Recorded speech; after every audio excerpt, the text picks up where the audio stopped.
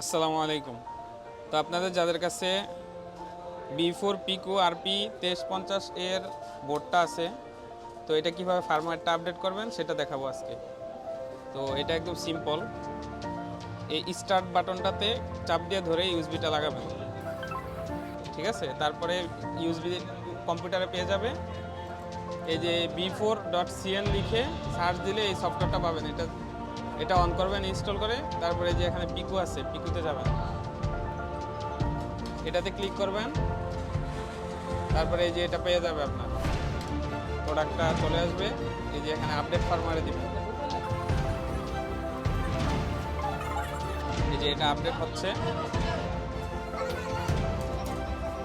এই যে আপডেট কিন্তু কমপ্লিট হয়ে গেছে, সিস্টেম আপডেট কমপ্লিট হয়ে গেছে। এই যে পিকো অ্যাক্টিভ। তো এভাবেই এটা আপডেট করা হবে। আসসালামু আলাইকুম।